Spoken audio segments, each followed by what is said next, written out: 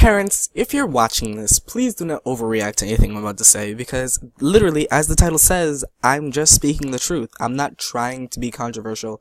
It's technically, the topic isn't even controversial. I'm not trying to be rude. I'm not trying to be crude. I'm not trying to make fun of Americans. I'm just speaking literally the truth. It comes from history. It comes from facts. So you probably don't even know what I'm talking about yet, unless you skipped ahead in the video and then came back to see this because you were confused by what you just saw in the video. But just enjoy. I mean, don't overreact. Hi, hello everybody. It's the 4th of July. It's Independence Day. America. Cue the fireworks. Cue the guns. Cue the meat. The funny thing about that is the two things that are most hated by foreigners about American just so happen to become the tradition for when America got freed from the British. Guns and meat. 241 years ago today, shit went down. And that sentence right there got my mind thinking and made more thoughts pop into my mind as my mind exploded with thoughts and questions that nobody will ever ask in the world, such as, where did cursing originate from? Besides all of the guns and meat, Americans are mostly known for their wild use of curse words such as, when in reality words like aren't even American. I've actually done my research for some damn reason and found the actual origin of these words and many more that people still use today. So grab your meat and enjoy the video. Meat. Let's start with a fan favorite. The F word, the F-bomb, the F whatever you want to call it. It's the most hardest to track because it was actually banned from early written work and dictionaries, but it isn't thought to have existed in English before the 15th century and possibly arrived later from the German or Dutch. The Oxford English Dictionary actually says that it wasn't used until 1500. Using place names, though, we can track it a bit earlier. Now, I'm not exactly sure if I'm pronouncing this correctly, but the oldest theories trace the expletive to end all expletives back to Norwegian fuka and Swedish foka, both meaning to copulate.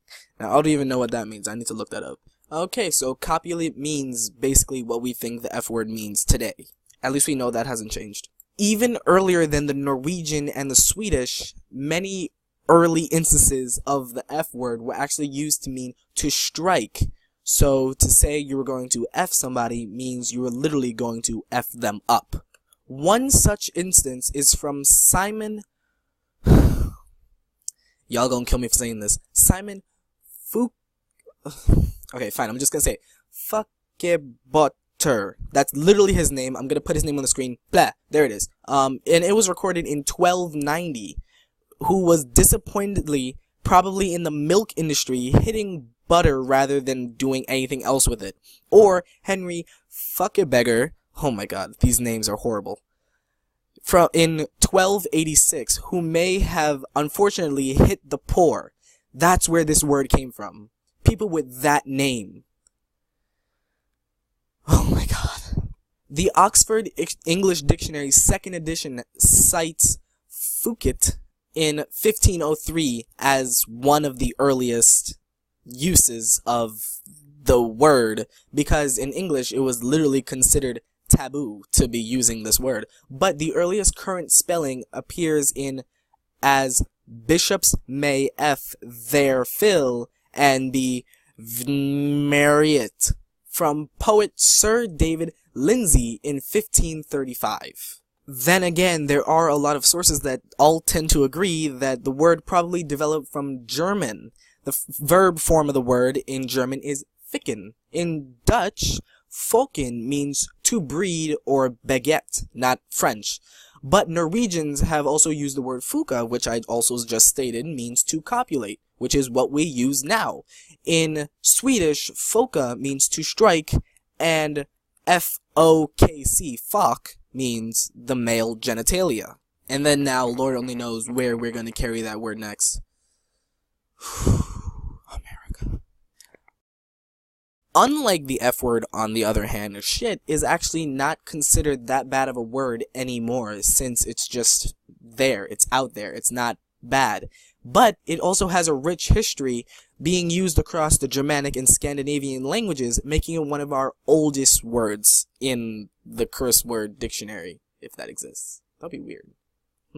Old English words such as shite, S-C-I-T. I'm gonna put these words up on the screen so I don't have to spell it. Shite which means dung. Site, which means diarrhea, and sitan, to defecate.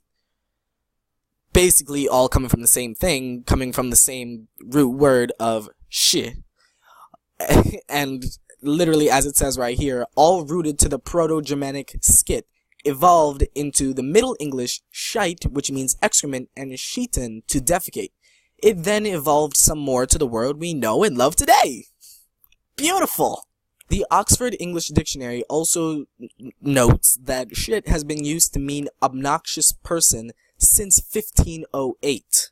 Also, there just so happened to be a rumor going around that the word shit is an acronym. There's a story floating around on the internet that when crates of manure on freight ships got wet, they started to ferment, releasing methane. The gas then built up below deck.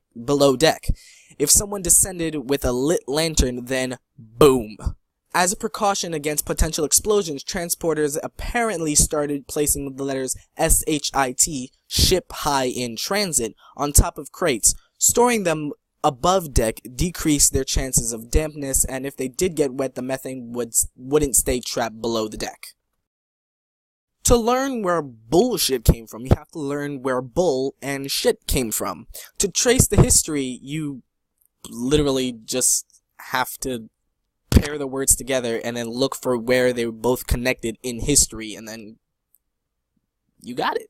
Literally, as the word bullshit entails, like, to call bull on somebody is the exact way that the word was used back in about the 14th century. Bull meant to tell a lie or falsehood, which was from the French, apparently. Oui, oui, j'aime les boules.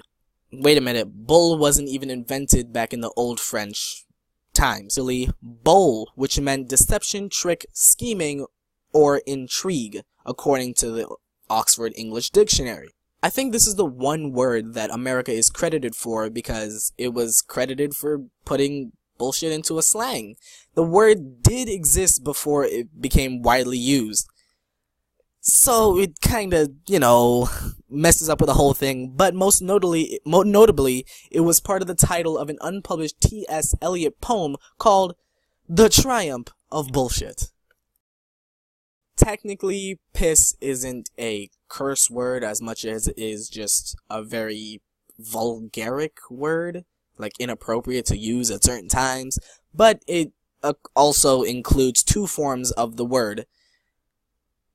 I don't know where I'm going with this. What I meant to say is that English has two forms of the word piss, a noun and a verb. The verb appeared in the 1300s from the French pisser, which means to urinate, and vulgar Latin pisciere, which means the exact same thing. The noun came later, about 100 years later, in the 1400s, and eventually morphed into an intensifying adjective, piss poor, piss ugly, etc., and around World War II, which kind of explains a lot.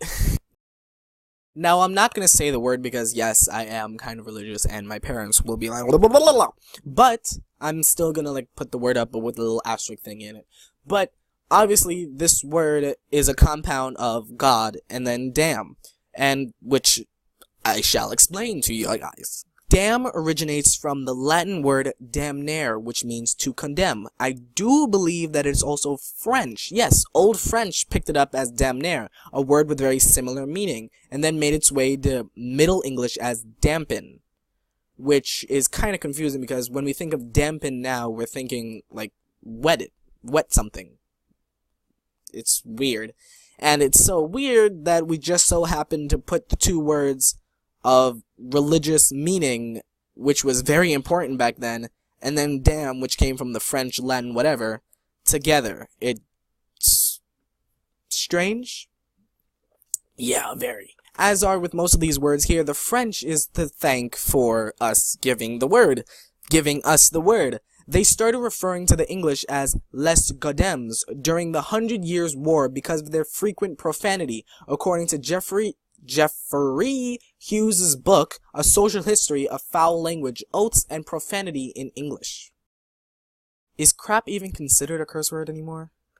Crap has a basis of farming terminology, of all things. It is thought to have roots in Old Dutch, crappen, meaning to cut off or pluck off, and medieval Latin, crappa, meaning chaff.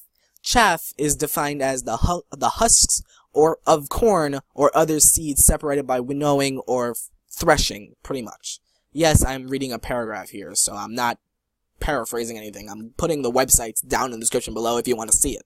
As a farming term, crap literally just meant what we call it today, crap, which is just anything that's unwanted or discarded or not used. But the Old French took the Latin word and turned it into crapé.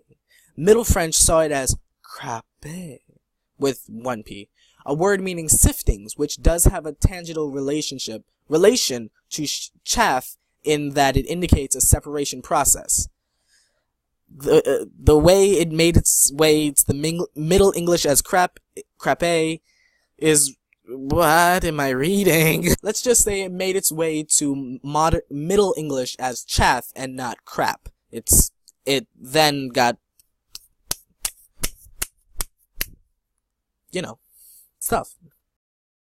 Hell came from the Proto-Germanic word haljo, which meant the underworld.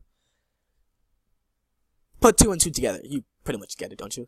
Weirdly enough, the biblical use of hell may stem from Old Norse Hel, H-E-L, the name of Loki's daughter in Norse mythology. She rules over all of evil dead, such as Hades does in Greek tales. Now, this word is literally, well, what we use it as today means a female dog, but it came from Old Norse, which is kind of weird, which is Bikjuna. Yeah, Bikjuna. It was used as a contempt to women. So us using that today to talk to women is weird, but it began in the 1400s when the word was first used. The word has first seen the light in the Chester plays of the 1400s, and here's one of the lines. It's a funny one when you translate it. Who callest thou Queenie scabbed bitch? Which literally translates to, who are you calling a whore, you miserable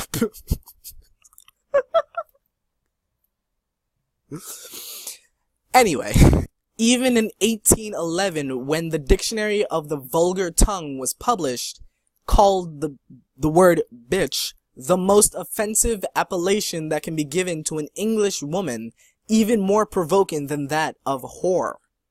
So, it meant a lot to them back then, but now it means a lot more to men who like to call their women their bitch. Biatch. Ow. Now, I couldn't exactly find the origins of the first word ass, but I found the origins of asshole, which is a derivation of the word arsehole, which developed from Middle English arsehole. It was evolved from the Old English earsole, which is the Latin anus combined with pyral, which means a hole. And according to Oxford English Dictionary, asshole came to mean contemptible person in the mid-1930s. Okay, I managed to find a little bit. Ass, which when it means backside, came from around like the 1860s, around that day and age, when it was a derivation of the word arse, which kind of makes sense, doesn't it? The one that means animal came from probably long, long ago, since it literally just means an animal.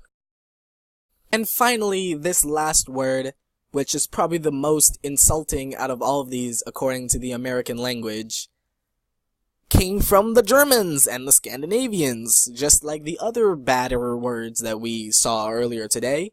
It came from the Germanic and the Scandinavian languages, although any connection to the Latin cunus is unlikely, despite the actual weird similarities. Oddly enough, this term was used to describe the female genitalia, as in the vagina. So, do we really want to think of the times that we've used this? Well, not we've, you guys have probably used this word. Wait, what was I even talking about? Now, I'm just gonna read this sentence because it's honestly confusing. The word is etymologically more feminist than vagina, which is dependent on the penis for its definition, coming from the Latin for sword sheath. If any of you guys understand that, please text me. 1-800-badjokes.com. Yep, I haven't forgotten. Records of this word being used originate from 1328, which is iffy again, because it was used as a personal name, such as Belle or Belle Weidekunth. What am I doing? I have to say this one without cracking a smile. A famous place has been also called Grope. Remember, this is the name of the street. I'm not saying anything. Grope Cunt Lane. Which has appeared in over 20 places, generally describing with pleasing matter-of-factness a red light district. Really? These places have all since been lost or have been changed to Grape Lane, but you can easily still trace them down. Come on, be honest. Earlier use of the word in 1275, called Shave Cantewell in Kent, for example, could describe a nearby valley with a narrow wooded area, a literal lady garden, if you will, or it could be a site where women were punished.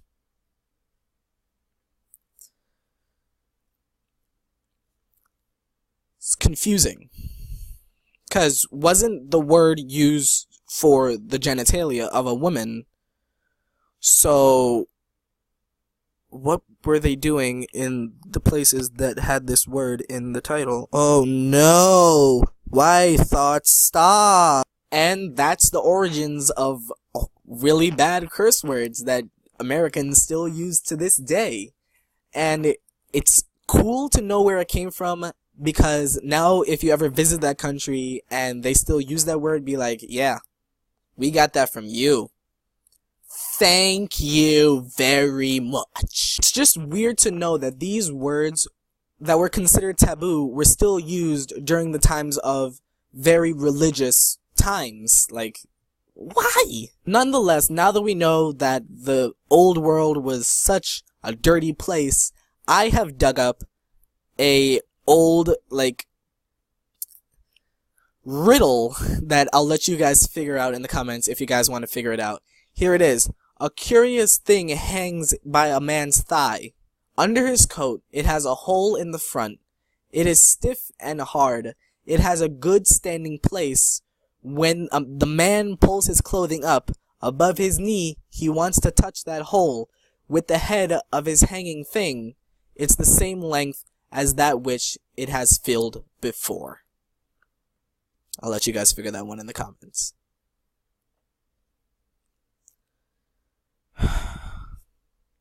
Monks are so dirty. Anyway, guys, for any of you guys, any of the American people who are watching, which I probably all of them, I hope you have a very good 4th of July. Celebrate the 241st birthday of America. Eat your meat. Yes, I still have not forgotten about that joke. Ooh, that joke is going to be written out over the summer. Y'all are going to enjoy it.